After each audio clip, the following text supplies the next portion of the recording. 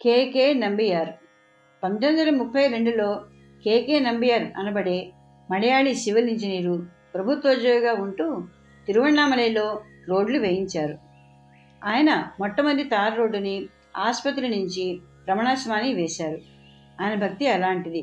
ప్రభుత్వం తన పని గురించి తను ప్రశ్నిస్తుందేమో అనే బెంగ ఏమీ లేదు ఆయనకి. ఆయన 1932లో ఆశ్రమం రావటానికి ముందు నేనెవరను అనే పుస్తకానికి మలయాళ భాషలోని అనువాదాన్ని చదివారు. జీవించున్న మహర్షి అనే సమాసము ఆయన దృష్టిని ఆకర్షించింది. ఆయన పెద్దగా నవ్వేశారు. ఎందుకంటే మహర్షులు అనేవాళ్ళు వేల సంవత్సరాల కిందట ఉండేవారు, కానీ ఇప్పుడు ఉండటం అనేది ఆయనకు నమ్మలేని విషయంగా అనిపించింది. ఆ పుస్తకంలో ఉన్న విషయాన్ని అపహాస్యం చేసి నమ్మటాన్ని నిరాకరించారు. కానీ ఆ మన్నాడే ఆయన యొక్క ఇంకొక స్నేహితుడు, అలా చేయకు, నేను స్వయంగానే చూశాను, ఆ నిజంగానే మహర్షి, మన అక్కడే వెళ్దాము అన్నారు. ఆ విధంగా ఆయన భగవాన్ వద్దకు వచ్చారు. భగవాన్ తన దృష్టిని ఆయనపై ప్రశ్నించగానే ఆయన వశీభూతులైపోయినారు. 1 గంట తర్వాత ఆయన ఆశ్రమాన్ని విడిచి వెళ్ళవలసి వచ్చినప్పుడు ఆయన ఈ విధంగా అనుకున్నారు. ఆశ్రమాన్ని వదిలి రాగానే నా హృదయము ఒక గొప్ప ఆధ్యాత్మిక అయస్కాంతానికి, మానవ శరీరమైన దైవత్వానికి నిరోధించలేనిదిగా విధంగా ఆకర్షింపబడింది. గ్రాండ్ డఫ్ అనే ఆయన అంతకు పూర్వమే అటువంటిదైన తన అనుభవాన్ని వర్ణించారు. కానీ నంబియార్ దాన్ని చదివి ఉండలేదు. ఆయన అన్న మాటలు ఆయన శివ అనుభవంతో అన్నవే. గురువు అనుగ్రహం వల్ల నంబియార్ అప్పటి నుంచి తరచుగా భగవాన్ దర్శిస్తూ ఉండేవారు. నంబియార్ సోదరి భర్త ప్రభుత్వ వైద్యాధికారిగా తిరువణ్ణామలలో నియమింపబడ్డారు. ఈ అవకాశాన్ని ఉపయోగించుకొని నంబియార్ భగవాన్ని దర్శిస్తూ ఉండేవారు. నంబియార్ బావగారు నాస్తికుడు, సాధువులందరూ మూర్ఖులు, సోమరిపోతులు అని ఆయన అంటుండేవారు. కానీ మరలా అనుగ్రహం ఎట్లా ప్రవహిస్తుందో చూడండి. భగవాన్కి పంటి నొప్పి వచ్చింది. ఆయనకు వైద్య సేవ అవసరమైంది. నంబియార్ బావగారు ఆ సమయంలో ఆసుపత్రిలో విధి నిర్వహణ ఉండటం చేత ఆయన భగవాన్ని చూడవలసి వచ్చింది. నేను కేవలం రోగాన్ని చూస్తానని గట్టిగా చెప్పారు. ఆ వైద్యుడు డాక్టర్ సిసి నంబియార్ తర్వాత నేనని కలుసుకున్నప్పుడు ఇలా చెప్పారు. గణేశన్, నేను చాలా అహంకారంతోనూ అమర్యాదగానూ ఉన్నాను. ఆయన పన్ను పీయడానికి వెళ్ళినప్పుడు భగవాన్తో, ఏయ్ నీ నోరు తెరు అన్నాను. కానీ భగవాన్ స్పర్శ ఆయనలో గొప్ప మార్పును తెచ్చింది. సంపూర్ణమైన మార్పు ఆయనలో సంభవించి ఆ నాస్యుడు కాస్త ఒక భక్తుడిగా మారిపోయినారు. 1936లో కె నంబియార్ కూడా తిరువణ్ణామలైకు బదిలీ చేయబడ్డారు. ఆ సమయానికి మహర్షితో ఆయన అనుబంధం అన్ని విధాలుగాను, అన్ని కోణాల్లోనూ బలపడింది. ఆశ్రమంలోని ఒక ఉత్సవ సమయంలో నంబియార్ భగవాన్ సమక్షంలో భోంచేయాలి అనుకున్నారు. భగవాన్ భోంచేస్తుండగా చూడాలి అని తనలో తాను అనుకున్నారు. అక్కడ చాలా పొడుగు క్యూ ఉన్నప్పటికీ శిష్యుని ఆర్తి వలన, గురువు అనుగ్రహం వలన ఆయన సరిగ్గా భగవాన్ ఎదురుగా భోజనాన్ని కూర్చోవడం సంభవించింది. అన్నం వడ్డించబడుతున్నప్పుడు ఆయన గర్వంతో పొంగిపోయి నా ప్రార్థన అంగీకరించబడింది అనుకున్నారు. రమణాశ్రమంలో అన్నాన్ని ఒక పెద్ద గిన్నెలో తెచ్చి వడ్డిస్తారు. తన ప్రార్థన అంగీకరింపబడింది అని ఆయన అనుకుంటున్నంతలో ఆయన వడ్డించబడిన అన్నం గడ్డ ప్లేట్లో నుండి దొల్లిపోయింది. భగవాన్ నంబియార్ వంకకు చూసి అన్నారు, అది తానే వెళ్ళందుతో. దానర్థం అది దాంతటదే జరిగిపోయింది, అందుకని అది అద్భుతమని భావించరాదు. అది కేవలం అనుగ్రహం వల్ల జరిగింది, తాను కోరుకోవటం వల్ల జరగలేదు. నంబియార్ నాతో అన్నారు, భగవాన్ దాంతటదే దొల్లిపోయిందన్న క్షణం నుంచి ఎన్నో అద్భుతాలు నా జీవితంలో వరుసగా జరిగిపోయినాయి. ప్రతిదీ ఒక కలలాగే ఉండేది. ఒకరోజు భగవాన్ ఆయన కల్లో కనిపించారు.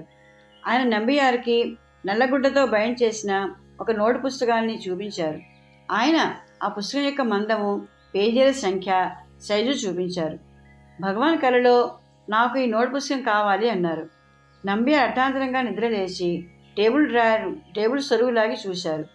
డ్రాయర్లో సరిగ్గా అలాంటి నోటు బుక్కే ఉంది.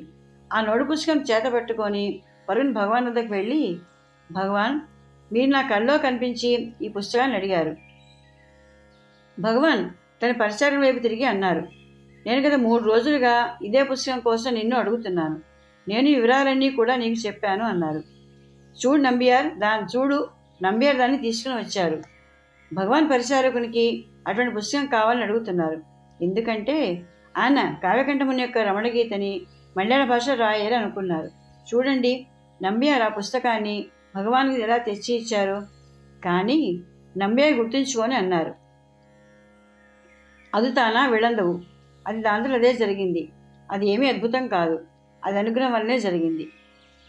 మరొక సందర్భంలో నంబియార్కు ఇంకా స్పష్టమైన కల వచ్చింది. భగవాన్ పాతహాల్లో కూర్చున్నట్లు, అక్కడ శ్రీధర్ అనే యోగి ప్రాణాయామం చేస్తున్నట్లు కలగన్నారు. ఆయన ఎంత ఏకాగ్రచిత్తంతో ప్రాణాయామం చేస్తున్నారంటే అగ్ని కణాలు ఆయన శరీరం నుండి తల నుండి కూడా వెలువట్టం మొదలుపెట్టినాయి. ఆయన భగవాన్ ఈ విధంగా ప్రాధేయపడ్డారు. భగవాన్, నేను బాధపడుతున్నాను, దయచేసి సాయపడండి. భగవాన్ వెంటనే బదులిచ్చారు, ఈ కసరత్తులన్నీ ఆపేయి, ఆత్మవిచారణ కొనసాగించు. అది నిరపాయకరమైన, సులభమైన, సూటి అయిన, శక్తివంతమైన మార్గం సత్యాన్ని చేరుకోవటానికి. నంబియార్ నిధుల నుంచి లేచి రమణాశ్రమానికి వెళ్ళారు. ఆయన హాల్లో పరుగున వెళ్ళి భగవాన్ నమస్కరించారు. యోగి శ్రీధర్ కూడా హాల్లోనే ఉన్నారు. నంబియార్ శ్రీధర్కి హాలు బయటికి రావాల్సిందిగా సహాయం చేశారు. నంబియార్ తన కరుణ గురించి శ్రీధర్కు చెప్పారు. శ్రీధర్ చాలా కృతజ్ఞతాపూర్వకంగా అన్నారు, ధన్యవాదాలు. నేను ఎంతో బాధపడుతున్నాను. నేను భగవాన్ అడగాలి అనుకున్నాను, కానీ ధైర్యం చాలలేదు. నేను అడిగే స్థితిలో లేను. మీకు మరొక మారు ధన్యవాదాలు. అద్భుతాల పట్ల ఆకర్షింపబడకూడదని, సూటి మార్గమైన ఆత్మవిచారాన్ని అనుసరించాలని ఈ కళ ద్వారా నంబియారు అర్థం చేసుకున్నారు. దైవం తన హృదయంలోనే ఉన్నట్లు అంతఃస్ఫురణల ద్వారా అర్థం చేసిన నంబియారు అంతరంగంలో దృఢంగా తయారైనారు. అలా ఆత్మానుభూతిని పొందిన క్షణాలలో ఆయన గొప్ప మహనీయుడైన సదాశివబ్రహ్మేంద్ర సరస్వతి గీతాన్ని గుర్తు చేసుకునేవారు. ఓ ప్రభు, నేను కొత్త వస్తువు దేన్ని కోరటం లేదు. నా సహజమైన ఆనంద స్థితిని నాకు ఇవ్వు. నంబియార్ నిరంతరం ఆ గీతాన్ని స్మరిస్తూ ఉండేవారు. అది సత్సంగం కోసం వెతకమని ఆయన ప్రోత్సహించింది. ఆయన రమణాశ్రమంలో ఉన్నప్పుడు ఆయన పాత భక్తులైన చాడ్వికు, టిపి రామచంద్రయ్యరు, మునగాల వెంకట్రామయ్య, కుంజుస్వామి, విశ్వనాథస్వామి మొదలైన వారి సాంగత్యాన్ని కోరుకునేవారు. నిజానికి వారిని తనతో పాటు చెన్నై రమ్మని పట్టుబట్టేవారు. భగవాన్ సోదరులైన చిన్నస్వామి నంబియార్ని ఆశ్రమ నిర్వహణలో సహకరించవలసిందిగా కోరారు. నంబియార్ భగవాన్ వద్దకు వెళ్ళారు. భగవాన్ తన ఆమోదాన్ని తెలిపారు. అప్పటి నుంచి ఆశ్రమ ఆఫీస్ వ్యవహారాలలో నంబియార్ చేయూతగా ఉన్నారు. ఆయన ఒకవైపు ఆత్మవిచారణ చేస్తూనే మరొక వైపు ప్రాపంచ విషయాల వ్యవహారాలు చూస్తూ ఉండేవారు. ఆయన తన ఉద్యోగాన్ని చాలా అడుగుమెట్టు నుండి మొదలుపెట్టి చాలా ఉన్నత స్థితికి చేరుకున్నారు. ఆయన రాజకీయ నాయకులను, ప్రభుత్వ అధికారులను కలుసుకుంటూ ఉండేవారు. బాహ్యంగా చూడటానికి ఆయన ఎన్నో వ్యవహారాలతో సతమతమవుతూ ఉండేవారు. అయినప్పటికీ ఆత్మవిచారణలో సంపూర్ణంగా నిమగ్నమై అదే సమయంలో చురుకుగా బాహ్య వ్యవహారాలను నిర్వహించిన వ్యక్తిగా ఆయనకు ఉదాత్తమైన ఉదాహరణ. భగవాన్ పాల్గొనడం చెప్పినట్లుగా ఆయనకు పనికి జ్ఞానానికి మధ్య వైరుధ్యం లేదు. నంబియార్ ప్రతి క్షణము భగవాన్పై ఆధారపడి ఉండేవారు. భగవాన్ నా గురించి శ్రద్ధ తీసుకుంటున్నారు అని ఆయన స్నేహితులతో చెప్తూ ఉండేవారు. యుద్ధ సమయంలో ఆయన కుటుంబంతో సహా చెన్నైలో ఉంటుండేవారు. ఆయన ప్రభుత్వాధికారి అయినప్పటికీ ఆయనకు కూడా వేరే ప్రదేశాలు వెళ్ళి తిరిగి చెన్నై రావటానికి ఎంతో కష్టంగా ఉండేది. ఎందుకంటే సైన్యాన్ని చేరవలసి ఉండటంతో రైళ్లను ఎప్పుడు కిటకిటలాడుతూ ఉండేవి. ప్రజలకు టిక్కెట్లు ముందుగా రిజర్వ్ చేసుకోవడం సాధ్యపడేది కాదు. ఒకరోజు నంబియార్ స్నేహితుల్లో ఒకరు, ఇవాళ మీరు చెన్నై ఎలా వెళ్ళగలరు? మొత్తం రైళ్లతో కిక్కిసిపోయి ఉంది అని సవాల్ చేశారు.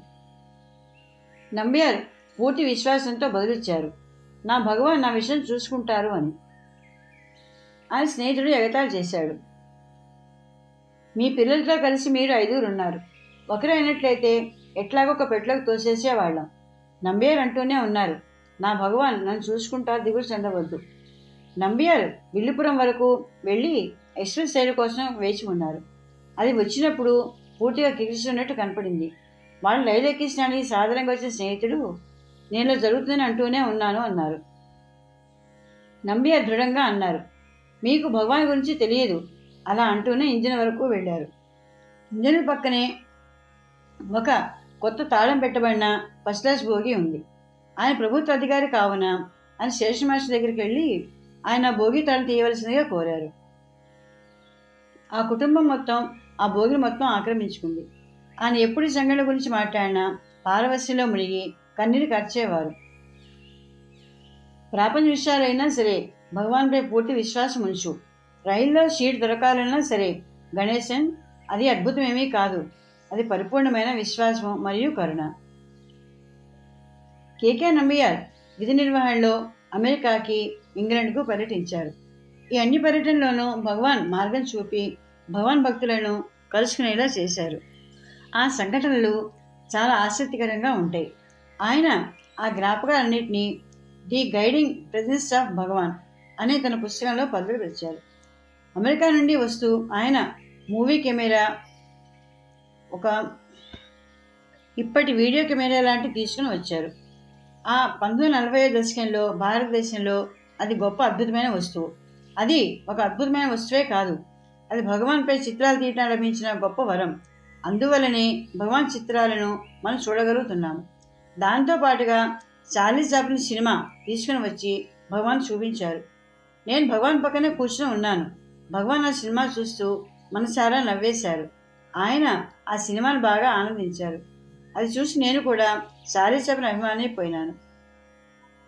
నంబియార్ ఆశ్రమానికి అందించిన మరొక సాయం ఏమిటంటే మాతృభూతేశ్వర ఆలయ నిర్మాణంలో సహకరించారు.